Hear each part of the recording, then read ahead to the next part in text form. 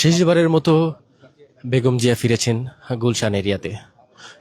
তবে ফিরেছেন ১৯৬ নাম্বার বাসায়, যেখানে তারেক রহমানের বাসভবন। সেটিতে কিন্তু কিছুক্ষণ আগেই বেগম জিয়ার যেই লাশবাহী গাড়ি সেটি প্রবেশ করেছে এবং সেখানেই কিন্তু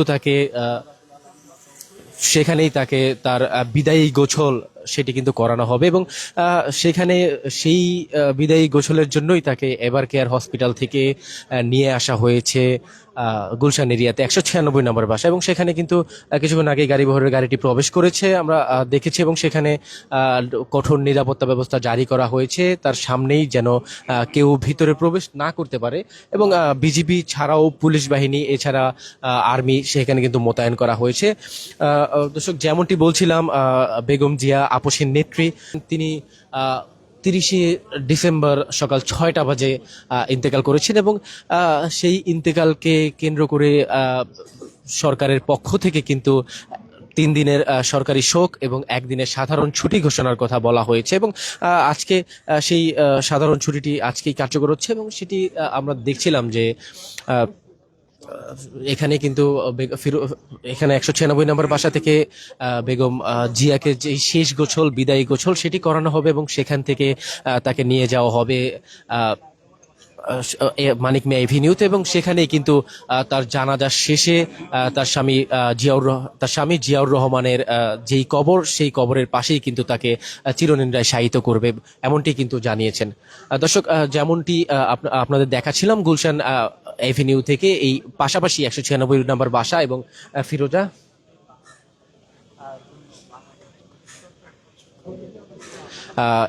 যেমনটি বলছিলাম দর্শক, ফিরোজা এবং ১৯৬ নম্বর বাসা যেটি পাশাপাশি রয়েছে। তবে তাকে কিন্তু কিছুক্ষণ আগেই তার যে লাশবাহী গাড়ি সেটিতে করে কিন্তু ১৯৬ নম্বর বাসার ভিতরে ঢোকানো হয়েছে এবং সেখানেই তার যেই শেষ গোছল সেটি কিন্তু করানো হবে। এবং আমরা দর্শক জানিয়ে রাখি যে তিনি ২৩শে নভেম্বর থেকে এভার কেয়ার হসপিটালে অসুস্থ অবস্থায় ছিলেন এবং তার পরবর্তী সময় বেশ কিছুদিন তিনি লড়েছেন মৃত্যুর সাথে লড়ে, তবে তিনি হেরে গেছেন মৃত্যুর কাছে। তবে হেরে যেও কিন্তু তিনি বেঁচে আছেন লাখো মানুষের অন্তরে, হৃদয়ে। এবং দর্শক, কথায় আছে, এসেছে নতুন শিশু, ছেড়ে দিতে হবে স্থান। তবে তিনি স্থান ছেড়ে দিয়েছেন ঠিকই, তবে কোটি মানুষের হৃদয়ে জায়গা করে নিয়েছেন। তার যেই রাজনৈতিক আদর্শ, আপসহীন গণতন্ত্রের যেই নেতৃত্ব, সেই নেতৃত্বের জায়গা থেকে কিন্তু তিনি কোটি মানুষের হৃদয়ে স্থান করে নিয়েছেন। এবং দর্শক, যেমনটি গতকাল রাতে বলেছিলেন যে নতুন রাজনৈতিক দল, নতুন নেতৃত্ব যারা এসেছেন, সকলেই নতুন রাজনীতিতে যারা এসেছেন সকলেই কিন্তু তাকে শ্রদ্ধা ভরে স্মরণ করছেন এবং তার যেই কর্ম এবং তার যেই গণতন্ত্রের যেই আপসহীনতা, সেই আপসহীনতার কথা কিন্তু বারবার স্মরণ করিয়ে দিচ্ছিলেন। এবং নতুন প্রজন্মের কাছে বারংবারই তারা বলছিলেন বেগম জিয়ার যেই রাজনৈতিক আদর্শ, সেই রাজনৈতিক আদর্শ সবসময় তাদের কাছে অনুকরণীয় এবং অনুসরণীয়। এবং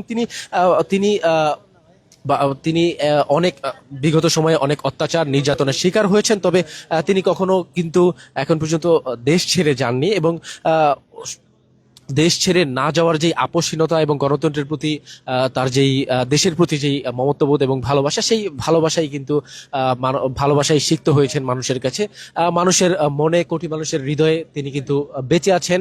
এবং যেমনটি বলছিলাম যে দর্শক, নতুন নেতৃত্ব এসেছে, ছেড়ে দিতে হবে স্থান। তবে স্থান ছেড়ে দিলেও কিন্তু তিনি বেঁচে আছেন খুদে ভক্ত থেকে শুরু করে বৃদ্ধ থেকে বনিতা সকল মানুষের হৃদয়ে এবং প্রাণে।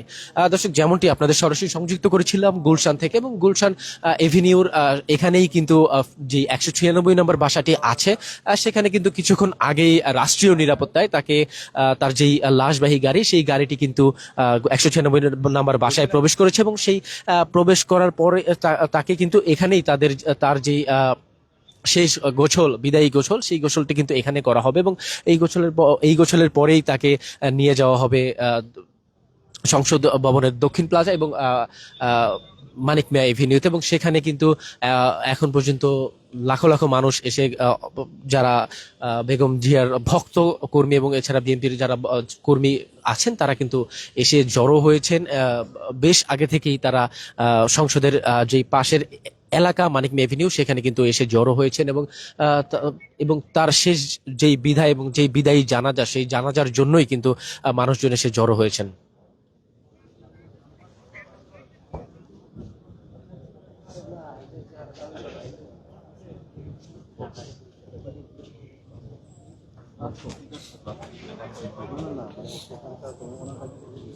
দর্শক, যেমনটি জানাচ্ছিলাম যে তার যেই বিদায়ী যাত্রা, সেই যাত্রায় তিনি সেই সেই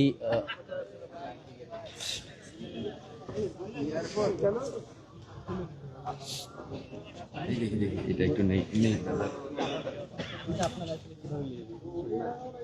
আমি ওনাকে ব্যক্তিগতভাবে আমি ওনার স্নেহ পেয়েছি এবং ওনার সাথে অনেকক্ষণ আমার গল্প করার সুযোগ হয়েছে ওনার বাসায় যখন একটু সুস্থ ছিলেন। তো আমি পার্সোনালি ওনাকে অনেক মিস করব।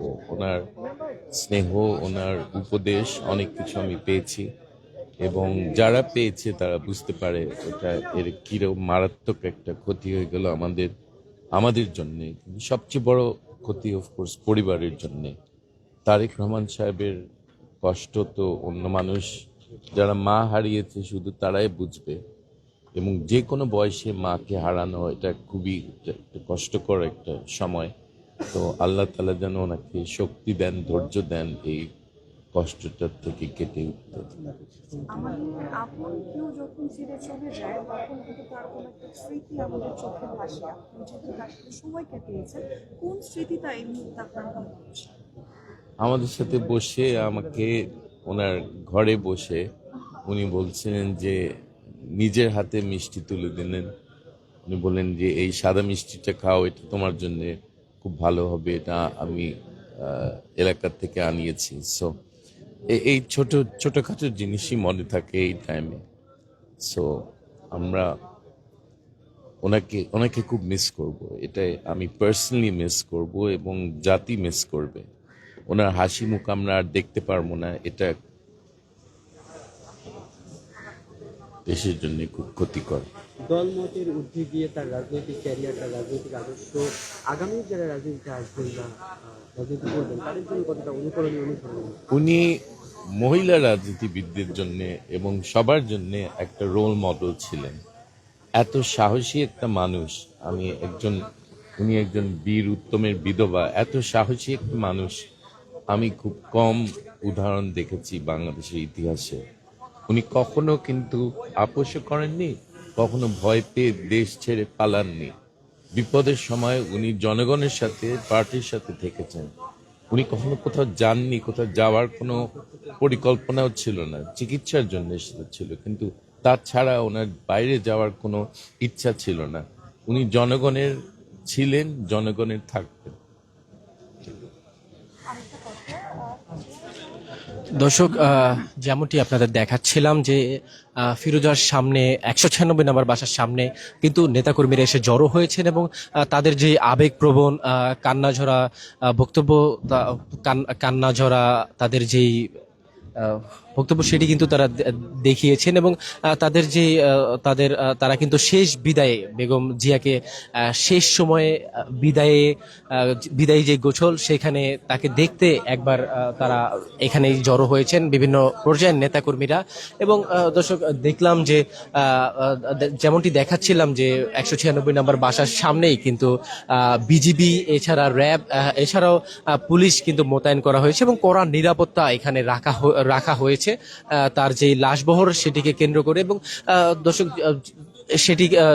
সেটি কিন্তু রাষ্ট্রীয় নিরাপত্তা। তিনি কিন্তু শেষ সময়ে এসে ভিভিআইপি যেই প্রোটোকল সেটিও কিন্তু পেয়েছিলেন, তবে শেষ রক্ষা আসলে হয়ে ওঠেনি। তিনি মৃত্যুর সাথে লড়াই করেছেন বেশ কয়েকদিন।